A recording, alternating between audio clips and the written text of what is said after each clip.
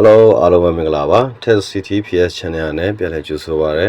ကျွန်တော်ဒီတစ်ခါမျှဝေပေးချင်တာကတော့ကျွန်တော်တို့ဒီ Chrome ပေါ့နော်ဒီ Chrome browser လေးကိုသုံးပြီးတော့ကျွန်တော်တို့ Facebook ဘယ်လိုဝင်ရမလဲပြီးတော့ Gmail ဘယ်လိုဝင်ရမလဲဆိုတဲ့ဟာလေးရယ်ပြီးတော့ကျွန်တော်တို့ဒီ YouTube ပေါ်မှာရှိတဲ့ကျွန်တော်တို့ဒီတချင်းတွေပဲဖြစ်ဖြစ်ပြီးတော့စာပြေဟိုပြောပွဲတွေပဲဖြစ်ဖြစ်ပေါ့နော်ပုံပြင်တွေပဲဖြစ်ဖြစ်အဲ့ဒါကို phone screen ပိတ်ပြီးတော့ဘယ်လိုနားထောင်ရမလဲဆိုတဲ့ဟာလေးကိုကျွန်တော်မျှဝေပေးတော့မှာဖြစ်ပါတယ်ဒါဆိုလို့ရှိရင်တော့ပထမဆုံးအနေနဲ့ကျွန်တော်တို့ Facebook ကိုဘယ်လိုဝင်ရမလဲဆိုတဲ့ဟာလေးကိုပြောတော့မှာဖြစ်ပါတယ်ဟုတ်ကဲ့ဒါဆိုလို့ရှိရင်တော့ပထမဆုံးအနေနဲ့ကျွန်တော်ဒီ Chrome လေးကိုတစ်ချက်နှိပ်ပြီးတော့ဝင်လိုက်ပါ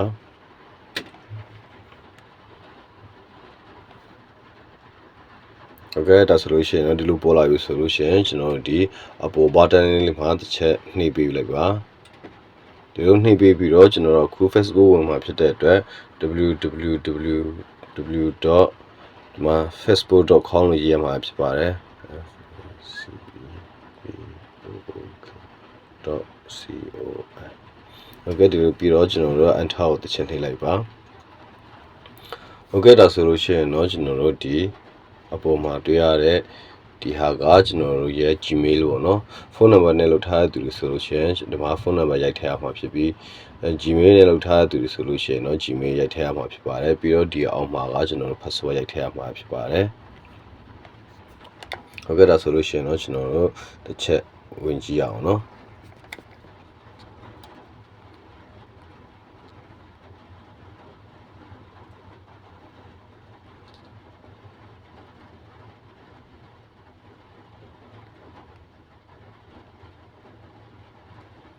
ဒီမှာကျွန်တော်တို့ဒီGmail နဲ့ဝင်တဲ့သူတွေအတွက်ပေါ့နော်ဒီမှာရေးပြရနဲ့ကျွန်တော်အကောက်ရေးတဲ့ချိန်မှာကျွန်တော်တို့ speaker ချလို့မရပါဘူးအကုန်လုံးတစ်ဆက်တည်းပဲဖြည့်ရပါမယ်ပြီးတော့ကျွန်တော်တို့နောက်က @gmail.com ဆိုတဲ့ဟာလေးကိုထည့်ပေးရမှာဖြစ်ပါတယ်အခုလိုမျိုး password ရေးပြီးတော့ပြီဆိုလို့ရှိရင်တော့ကျွန်တော်တို့ဒီနားလေးက login ဆိုတဲ့ဟာလေးကိုတစ်ချက်ဝင်လိုက်ပါဒီမှာခဏလေးဆောင်းပေးလိုက်ပါနော်โอเคဒီမှာဆိုလို့ရှိရင်တော့ကျွန်တော်တို့ဒီကိုယ့်ရဲ့ password ကို save ထားမလားမထားဘူးလားဆိုတဲ့ဟာလေးကိုသူကမေးတာဖြစ်ပါတယ်ကျွန်တော်မထားမှဖြစ်တဲ့အတွက်ဒီမှာnow ဆိုတဲ့ဟာလေးကိုသူချင်းနှိပ်ပေးရမှာဖြစ်ပါတယ်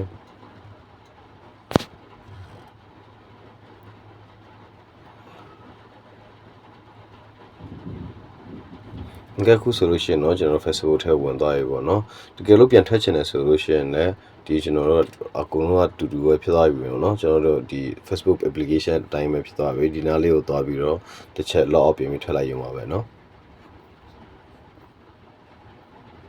ဒီမှာအောက်ဆုံးမှာ log out ရှိပါတယ် yesဟုတ်ကဲ့ဒါဆိုလို့ရှိရင်တော့ကျွန်တော်တို့အစောနာအတိုင်းပဲကျွန်တော်တို့ Facebook ထဲမှာကျွန်တော်ဝင်တဲ့အတိုင်းပဲဒီအပေါ်နားလေး button မှာပဲတစ်ချက်ပြင်ပြီးထောက်ပေးလိုက်ပါဒီဟာလေးပေါ့နော်ဒီနေရာလေးကိုပြန်ထောက်ပေးပြီးတော့ကျွန်တော်တို့Gmail ဝင်ချင်တယ်ဆိုလို့ရှိရင်လည်းအစောနာအတိုင်းပါပဲ www.gmail.com ဆိုပြီးတော့တစ်ချက်နှိပ်လိုက်မယ်ဆိုလို့ရှိရင်တော့ကျွန်တော်တို့ဒီ Gmailကိုကနေ Gmail ဝင်တဲ့ဟာပေါ့နော်သူပြတော့ပါလိမ့်မယ်ဒီမှာဆိုလို့ရှိရင် Gmail ဖြစ်တဲ့တခါနဲ့ရောက်သွားပြီပေါ့နော်ကျွန်တော်ကဝင်ပြီးသားဖြစ်တဲ့အတွက်ဒီလိုပြနေတာဖြစ်ပါတယ်ပြီးတော့အဲ့အတိုင်းမှာပဲကျွန်တော်တို့ဒီအပေါ် button link မှာတစ်ချက်ပြန်ထောက်ကိုဝင်ချင်တဲ့ website တွေဝင်လို့ရပါတယ်เนาะတကယ်တော့ဒီမှာ www.youtube ဆိုလို့ရှိရင်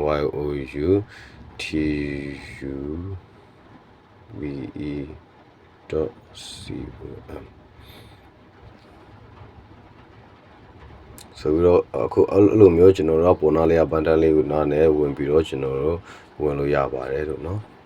ဟုတ်ကဲ့ဒါဆိုလို့ရှိရင်တော့ကျွန်တော်တို့ဒီ YouTube ကိုဒီYouTube လေးကိုကျွန်တော်တို့ဒီ phone screen ပိတ်ပြီးတော့ဘယ်လိုလုပ်ရမလဲဘယ်လိုနားထောင်ရမလဲဆိုတဲ့ဟာလေးကိုကျွန်တော်တစ်ချက်ပြပေးပါမယ်เนาะဒါဆိုလို့ရှိရင်တော့ကျွန်တော်အစောနာကသုံးတဲ့ဒီ Chrome ပဲသုံးမှာဖြစ်ပါတယ်ဒီ Chrome လေးကိုတစ်ချက်ပြန်ဝင်ပေးလိုက်ပါပြီးတော့ကျွန်တော်ဒီဒီနားလေးပေါ့နော်ဒီနားအခုကျွန်တော်ပြပေးထားတဲ့မြားလေးပေါ့နော်ကျွန်တော်ဖုန်းထဲမှာအခုမြားလို့ပေါ်နေတယ်တ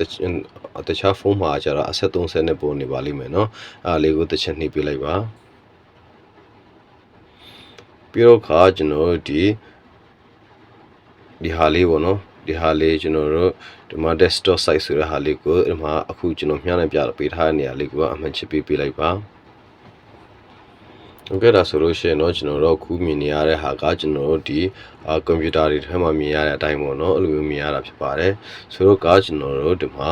ဒီနေရာလေးကိုကျွန်တော်တို့ www.youtube.com ဆိုတဲ့ဟာလေးကိုရိုက်ရှာလိုက်ပါဒီမှာတစ်ချက်နှိပ်ပြီးတော့ရိုက်ရှာလိုက်ပါနော်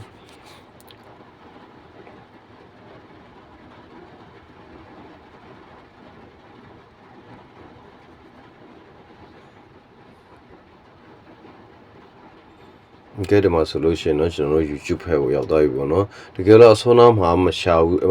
အစောနာနေရာမှာမရိုက်ဘူးဆိုလို့ရှိရင်ဒီအပေါ်နာလေးကဘန်တိုင်းမှာလည်းရိုက်လို့ရပါတယ်နော်ကျွန်တော်ခုဒီဘန်တိုင်းလေးမှာပြန်ရိုက်ပြလိုက်မယ်နော်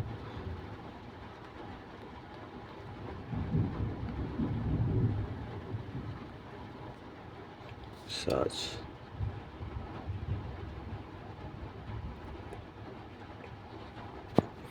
ခဏလေးဆောင်ပေးလိုက်ပါနော်လိုင်းရနဲ့ကျက်နေလို့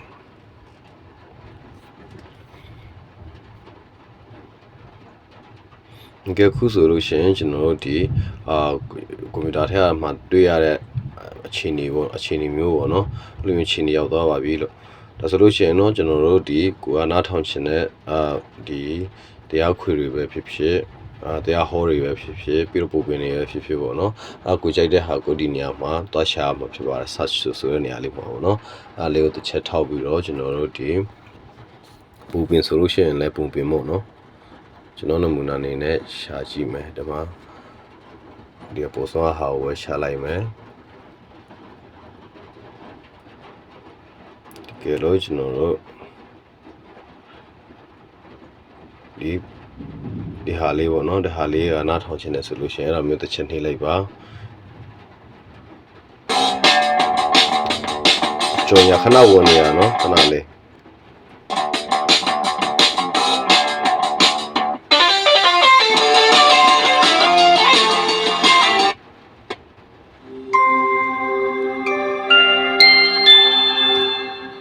ကောင်းကင်ဖော်ဖော်ဟိုရှိတော့ဆိုတော့ကအခုလိုမျိုးကျွန်တော်ဒီဟာကိုဒီ screen ပိတ်ပြီးတော့နားထောင်ခြင်းနဲ့ဆိုလို့ရှိရင်တော့ကျွန်တော်တို့ဒီအပေါ်နားလေးကဒီအမြပြထားတဲ့နေရာလေးကိုတစ်ချက်ထောက်ပေးလိုက်ပါပြီးတော့ကျွန်တော်တို့ပေါ်ပေါ်နဲ့ဆွဲပြီးတော့ဒီ setting ထဲကိုဝင်လိုက်ပါဒီ setting ပေါ့ဒီဟာလေးထဲကိုတစ်ချက်ဝင်ပေးလိုက်ပါပြီးတော့ဒီ screen ကိုအပေါ်နဲ့တင်ပြီးတော့ကျွန်တော်ဒီနားလေးကဒီ notification ဆိုတဲ့ဟာလေးကိုတစ်ချက်ဝင်ပေးလိုက်ပါโอเคခုဒီမှာ notification ဖွင့်ထားတယ်ပေါ့နော်တကယ်လို့ပိတ်နေတယ်ဆိုလို့ရှိရင်တော့ဖွင့်ပေးလိုက်ပါကြည့်တာဆိုလို့ရှိရင်တော့ဒါဟာလေးကိုပြန်ဖွင့်မယ်ဖွင့်ပြီးတော့ကျွန်တော်တို့ဒီရှိတော့ကအလုံးဝင်းလန်တဲ့ရွာကလေးတို့ရောက်ဒီကျွန်တော်တို့အခုဖုန်းအလဲက home screen နဲ့ကျွန်တော်ထွက်လိုက်မယ်နော်ဒါဖွင့်နေရင်လည်းထွက်လိုက်နော်ဒီလိုမျိုးဖွင့်နေတယ်မယ်ရီလို့ခေါ်တဲ့ချမ်းသာတယ်လေဒါဆိုလို့ရှိရင်တော့ကျွန်တော်တို့ဒီဖုန်းကိုအပေါ်ကနေတစ်ချက်ပြန်ပြီးဒီလိုဆွဲပေးလိုက်ပေါ့နော်ဒီလိုဆွဲပေးတဲ့အခါကျတော့ဆိုတော့ကျွန်တော်တို့ဖွင့်နေတဲ့ဒီဗာလဲပုံပင်လေးကအခုဒီလိုမျိုးပြနေတယ်ပေါ့နော်ဒါဆိုရှင်အလဲဟာကိုတစ်ချက်နှိပ်ပြီးတော့ဖွင့်လိုက်ပါဒါဆိုတယ်လေသမားလေးများနေအောင်နေထိုင်တယ်လူကတ်ဟာအင်မတန်ကျန်တနာတာပြီးအလူတန်းနဲ့ရတယ်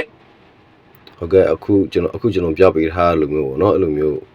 ရပါတယ်လို့ကျွန်တော်ကဒါဆိုလို့ရှိရင်တော့ဒီ YouTube ထဲကကျွန်တော်တို့ဒီတချမ်းပဲဖြစ်ဖြစ်ကိုနားထောင်ချင်တဲ့ဟာပေါ့နော် screen ပိတ်ပြီးတော့နားထောင်ချင်တဲ့ဟာဆိုလို့ရှိရင်တော့အခုကျွန်တော်ပြပေးထားသလိုမျိုးပဲကိုယ်တိုင်လို့ကြည်ပါတာလွယ်ပါတယ်နော်အဲ့လိုမျိုးကျွန်တော်လုပ်တယ်လို့ပဲလုပ်ပြီးတော့အခု screen ပိတ်ပြီးတော့လည်းနားထောင်ရပါပြီလို့နော်ဟုတ်ကဲ့ဒီဗီဒီယိုကစနဲ့ဆုံးကြည့်ပေးတဲ့အတွက်အများကြီးကျေးဇူးတင်ပါတယ်ကျွန်တော်ရဲ့ဒီ YouTube channel လေးကိုလည်း subscribe လုပ်ပေးကြထားဖို့အတွက်ကျွန်တော်တောင်းဆိုချင်ပါတယ်ခင်ဗျာအားလုံးကျေးဇူးတင်ပါတယ်